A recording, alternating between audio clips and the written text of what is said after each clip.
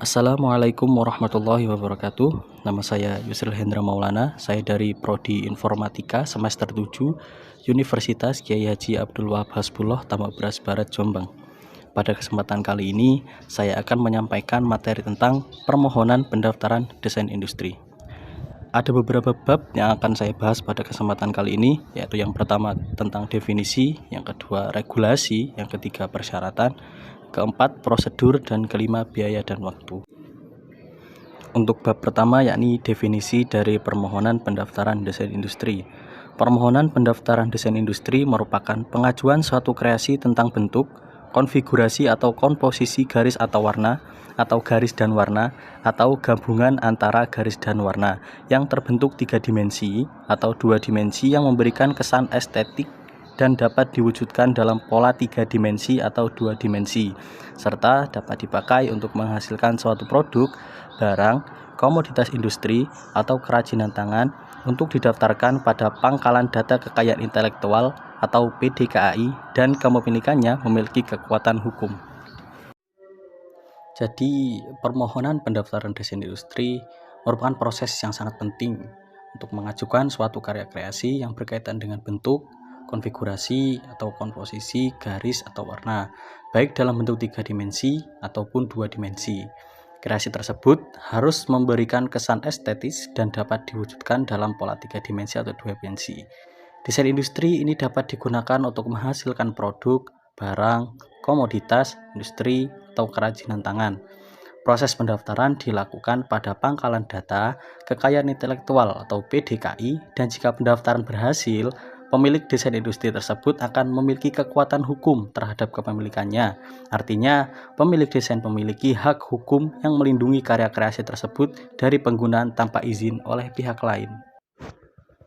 Desain industri sendiri memiliki peran penting dalam proses pengembangan produk dan desain. Pertama, gambar desain industri memfasilitasi komunikasi yang jelas antara desainer, insinyur, dan pihak terkait lainnya.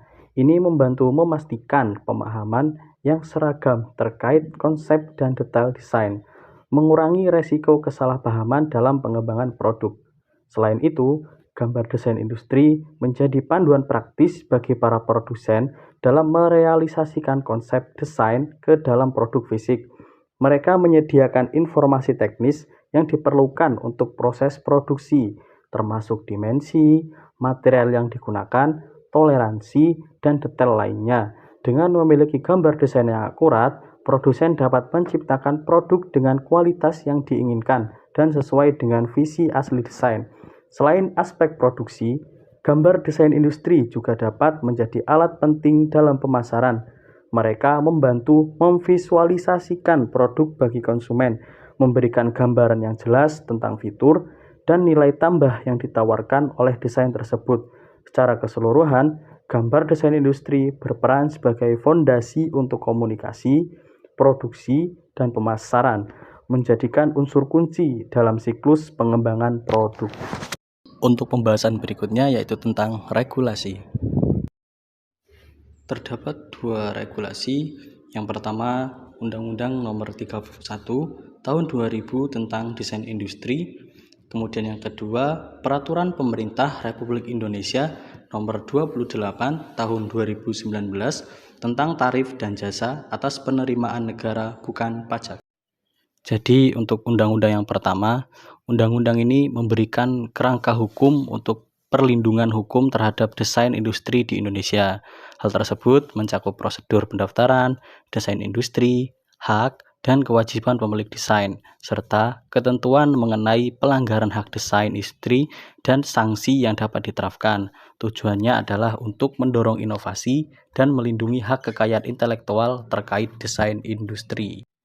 Lalu untuk yang kedua, Peraturan Pemerintah Republik Indonesia Nomor 28 Tahun 2009 membahas tentang tarif dan jasa atas penerimaan negara bukan pajak.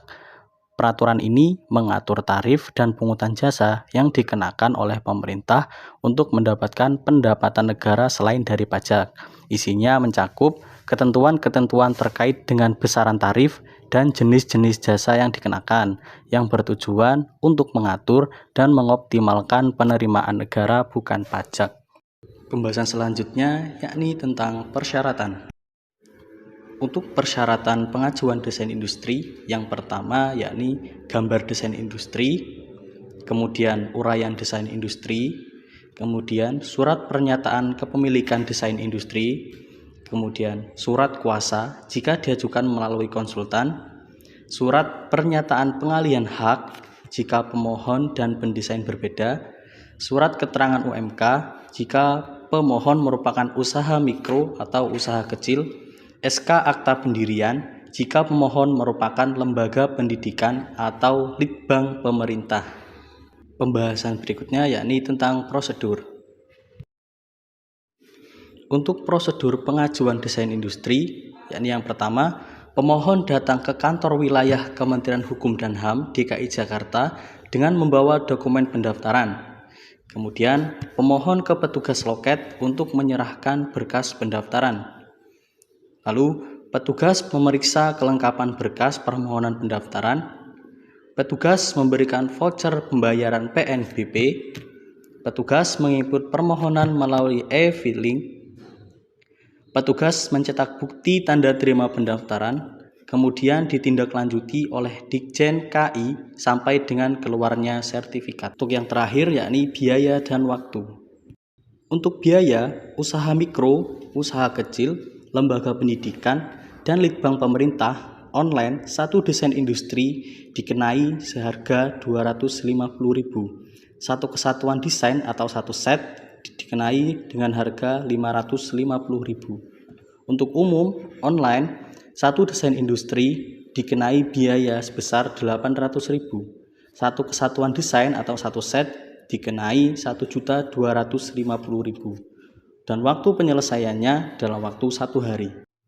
Hak kekayaan intelektual atau HAKI penting karena melindungi hasil kreativitas dan inovasi, mendorong investasi dalam riset dan pengembangan, serta memberikan insentif bagi individu dan perusahaan untuk berbagi ide tanpa takut dicurigai atau disalahgunakan. HAKI juga memainkan peran vital dalam memajukan ekonomi, memberikan hak eksklusif kepada pemegangnya untuk mengelola dan memanfaatkan karya intelektual mereka. Selain itu, HAKI menciptakan lingkungan yang mendukung pertumbuhan ekonomi dengan memastikan bahwa pemilik hak kekayaan intelektual diberikan pengakuan dan imbalan yang pantas atas kontribusi mereka. Perlindungan HAKI juga merangsang persaingan sehat dan inovasi terus-menerus, karena perusahaan dan individu merasa aman untuk berinvestasi waktu dan sumber daya dalam pengembangan ide baru tanpa khawatir akan plagiat atau pencurian intelektual. Secara keseluruhan, HAKI adalah pilar penting dalam menciptakan ekosistem yang mendukung kemajuan intelektual, ekonomi, dan inovasi di tingkat. Mungkin cukup sekian materi yang dapat saya sampaikan pada kesempatan kali ini. Kurang lebihnya mohon maaf. Wabillahi taufiq wal hidayah. Assalamualaikum warahmatullahi wabarakatuh.